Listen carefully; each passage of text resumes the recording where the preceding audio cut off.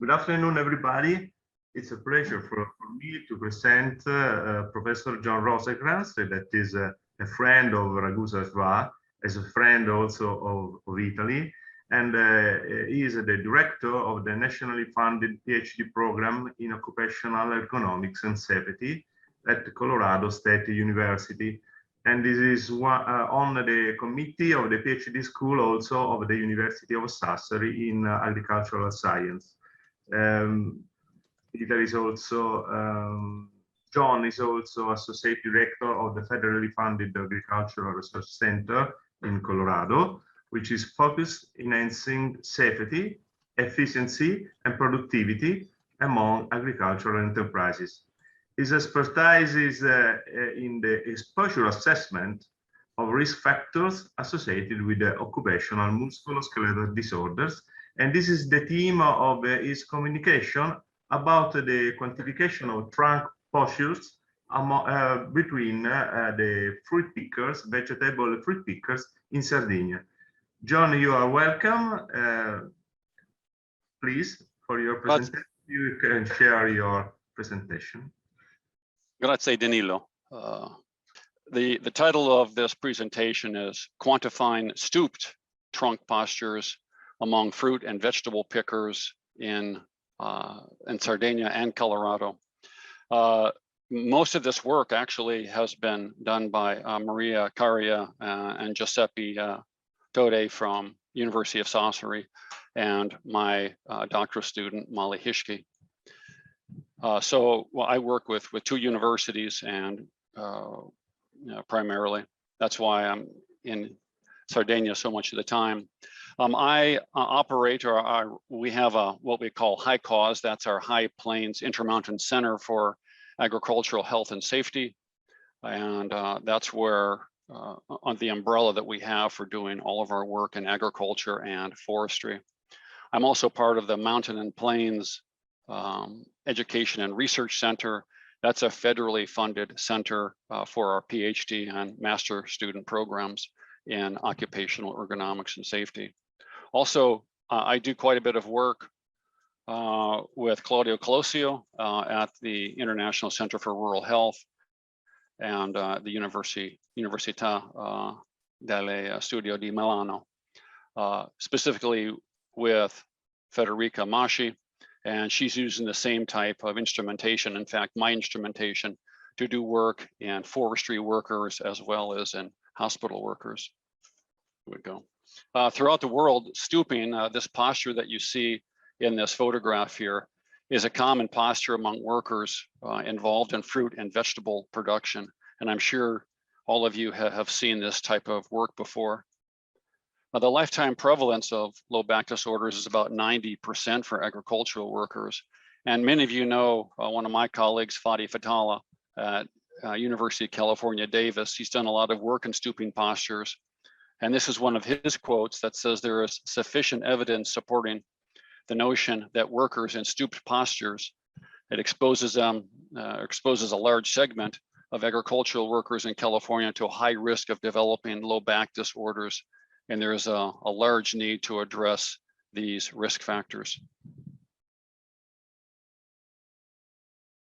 You can see how I define stooped working postures here. It's anything where you're standing and bent over. And we see, of course, quite a bit of this in fruit and vegetable picking. Some of the primary risk factors are the high compressive loads in the lumbar vertebra, as well as L5, S1 segment there. Another problem is the long duration that these workers are in this particular posture. And a significant percentage of the work cycle involves this extreme position. So they may be down there for a long duration and come up for a very short time and go back down. These are all some pretty significant biomechanical risk factors for damage to the lumbar spine. The question then is, how can we measure these exposures to these biomechanical stresses among agricultural workers? And there are a number of ways. We've used some pretty sophisticated instrumentation using IMUs to do motion analysis, but it's not practical in out in the field and real working situations. And so we're trying to find instrumentation that we can take in the field with us and measure a large number of workers. So this work that I'm going to show you today, it involves the work that we did in Sardinia with the fruit and vegetable growers. We use an instrumentation called the Zephyr bioharness. And inside of this little unit, which is worn on the chest, is a triaxial accelerometer. There's a heart rate monitor that measures your EKG. There's a thermistor to measure temperature, as well as a strap that goes around, so we can also look at respiratory rates among workers.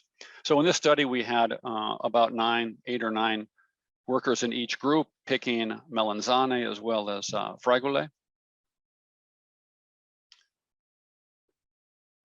This is an example of a melanzane picker. This video is not going to work on this presentation, but what you would see in here is bending over to clip with a pair of snips the vegetable one after another, and they have to look for them within these bushes also. Typically, they can hold about 4 melanzane in the hand before they have to come back up and put them in a bin.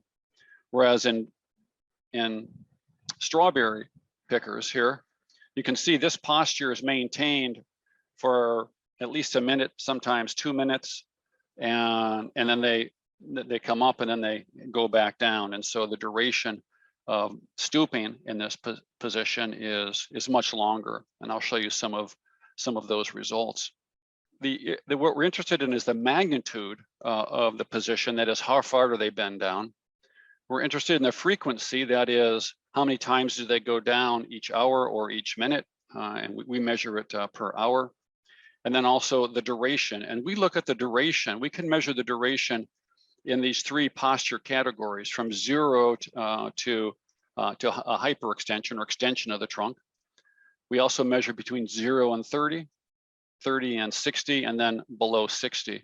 So as you can imagine, the further you bend down, the greater the force is on the lumbar spine. And so it's these postures in this area in the red zone beyond 60 degrees that we're most concerned about. These are some of the summary results from both the melanzane and the fragole picking. The total time we sampled was about 100 minutes for each group. The frequency for the melanzane pickers was 132 cycles per hour. That is the amount of time they stooped over, stayed in that position before they came back. Whereas with the fragole picking, they were 72 cycles per hour. That's because they were down a longer period of time. You can see the average cycle time, that is the time going down and coming back, was 26 seconds for the melanzane pickers and almost twice that amount of time for the strawberry pickers. So they were down more than half that time. The average maximum flexion of the trunk per cycle was about 82 degrees for the melanzane workers and a bit more, 93 degrees for the fragole workers. So you can see there are some differences here, especially in the frequency, as well as in the average cycle time. And this is because it's 48 seconds, is because they're down on average 48 seconds before they come back into an upright posture. So really I can see, you can show it here. So these are the different posture categories, 1, 2, 3, and 4. Number 4 being the worst position, that is 60 degrees and greater. And what we see here in the red bar, these are the fragole pickers or the strawberry pickers, and they spend about half of their cycle time in that bent over or that stooped position. Whereas the melanzane workers, they spend about 25% bent over in that amount of trunk flexion. And so we're really concerned about this risk right here, because we know that in that position, the forces in the lumbar spine are much greater than, let's say, in an upright position. And we're also concerned about the duration that they're imposing that stress, not just the cumulative duration over the entire workday. We're concerned about that, but we're concerned about the time they're stooped over without coming up for a short break. So we found significant differences in the frequency, the duration, and the magnitude of the posture exposures between these two products that were being harvested. And we're mostly concerned about the magnitude, that is the degrees, 60 degrees and greater, and the duration of that stooping posture. And so there are ways to, I think in the future, the answer here is what we're seeing now in California. We see robotics picking strawberries. We also see melanzani, for example, grown much higher so that workers are not stooped over and they're picking actually from waist to shoulder level and they don't have to stoop. But I think for workers in small productions and in areas like maybe Sardinia where we're doing a lot of work, I think what we could do actually before they get robotics or machinery that makes it different, I think that we can alter the duration if we implement periods where we're stooping for a shorter amount of time and coming up sooner to an upright position. Because even though you're still stooped for a long period of time, it will give them some break and to some degree re-nourish that disc from all the pressure if they come up for a short period of time. What we're doing next, though, is we're going to do a larger study. We're going to collect more work history and back pain prevalence demographics. We're going to get 100 workers, 5 different products, and we're going to do most of this, at least in Colorado, although we may do some more in Sardinia. We'll have to see if we can get out into the fields. And then we're going to compare these posture metrics by not just produce, but also look at the associations of work history, current pain or prevalence, pain in the past in the back, as well as some demographics. This is a short video that I can't show you because video is not running right now. But again, the answers are increasing the height of the product so they're not in these stooped postures. And there are many, I've seen melanzani growing in the US where they're grown at 2 to 3 meters. And then, they're up on platforms picking and adjusting that platform to the height of the fruit so that they don't have to bend over. Strawberries, you can look on videos. Some of the largest producers in California are using robots to start picking strawberries. And one of the big issues we have here in the US is trying to find labor for agriculture with our really poor immigration policies. We're unable to find enough workers, especially now during the pandemic, to be picking in the fields. And so farms, large farms, don't want to rely on workers and trying to find workers, and they're investing money into more and more robotics now. With that, I'll stop sharing and I'll say thank you for your attention. Okay, John, nice presentation. Thank you.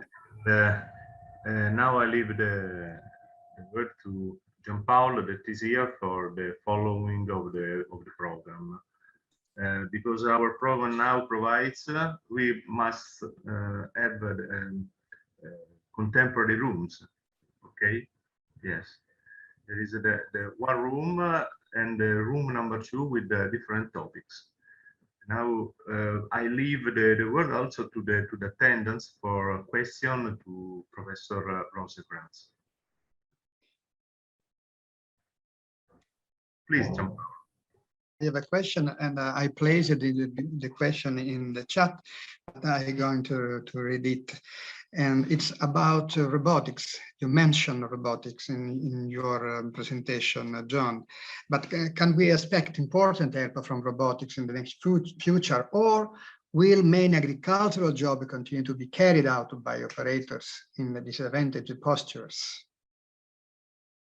Well, certainly we will have robotics in the future.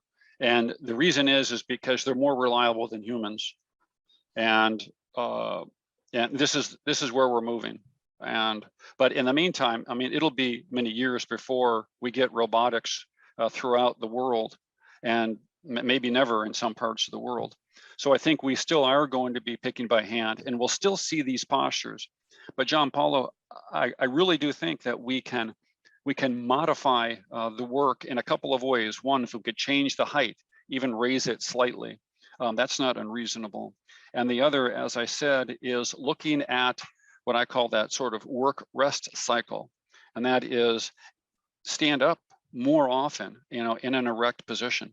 I mean, all of us, many of us do work around the house, around the yard. And we know if we're bent over, even working on an automobile, if we're bent over for several minutes at a time, it can really cause our backs to hurt. So I think that it will help to see if we can modify those work rest cycles.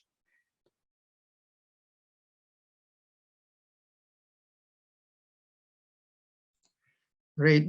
Thank you, John, for your answers.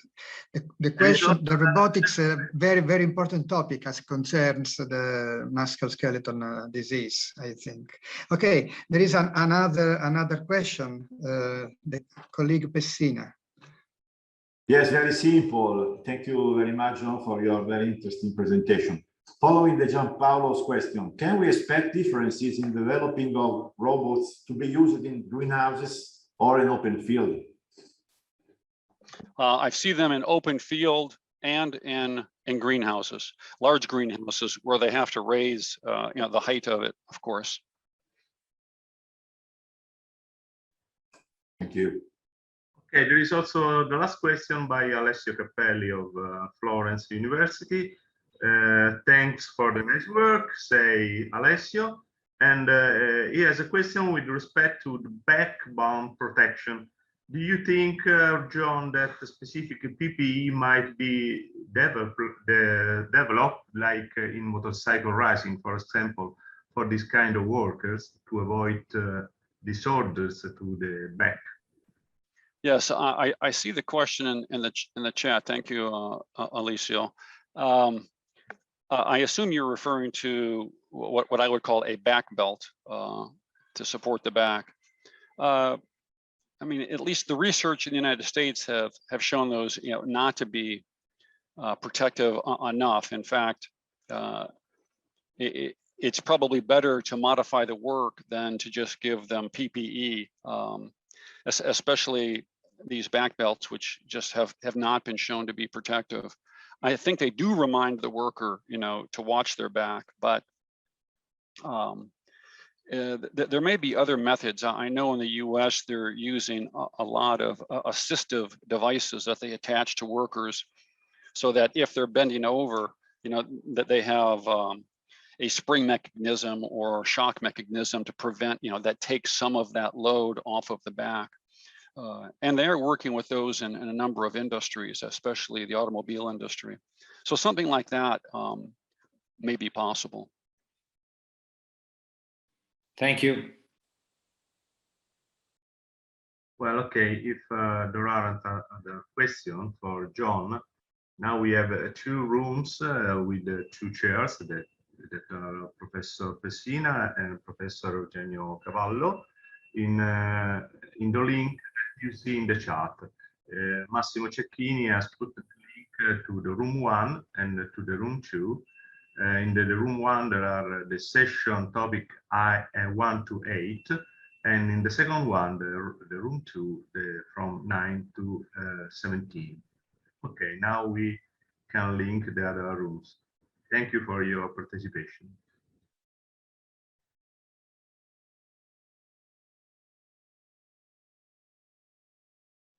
Okay, allora I'm going to start, dear colleagues. And dear colleagues, but also dear friends, I hope. The 6th edition of Ragusa SHWA, the international conference entirely devoted to the themes of safety, health, and welfare in agriculture and agro-food systems, is going to conclude, unfortunately. And this 2021 conference hosted about 40 posters and around 200 of authors. The posters are available in the website, and many authors have already declared their willingness to answer via email. Questions and answers will be published on website and or social. So by this, we can say that the 2021 conference will continue in the future. And speaking about the future, authors are warmly invited to send the final version of the paper within 6th October, with the aim to make it easier for us to be on time in order to prepare the indexed Scopus volume edited by Springer, as you know very well, I think. This 6th edition of our conference hosts many innovations. We can recognize one of them in the Lectio Magistralis on urban nature as a paradigm of human health, a topic that Ragusa SHWA already connected in the course of the 2022 edition. And we hope to develop this kind of thematic with devoting an entire session the next edition of the conference. Moreover, very important was to host the special session, Innovation for Smart Dairy Farming. Topics on smart agriculture and on animal welfare have always been close to Ragusa SHWA, and therefore we sincerely hope to host a session in the next edition of the conference. All the Lectio Magistralis on the main communication, but also the presentations, including that the ones coming from the illustrious Accademia of the Anticiamo in Italiano, Accademia dei Georgofili, and all the posters. Let us declare that this conference, this edition of our conference, have once again achieved the 3 main objectives that we have, that the conference has, which are updating, contamination, and encouragement to the formation of new interdisciplinary research groups, as in the past happened. Before concluding, let me, on behalf of the organizing committee, give a warm thanks to all the authors, all the presenters, all the audience, and moreover, a special mention for Professoressa Sabina Failla for her great job as scientific secretariat, and also a special mention to Professor Massimo Cecchini. Un applauso per favore in diretta, for great job concerning broadcasting. Besides, I think, referring to Professoressa Sabina, working with me is not always to see Sabina. I know perfectly. In conclusion of the 6th International Conference Ragusa SHWA, all the organizing committee give you the appointment for the next edition, which we hope will be in attendance in September 2023, or not in September, but on 2023, in the beautiful late Baroque city of Ragusa Ibla in southeastern Sicily. Save the date and keep in touch, and see you as soon as possible.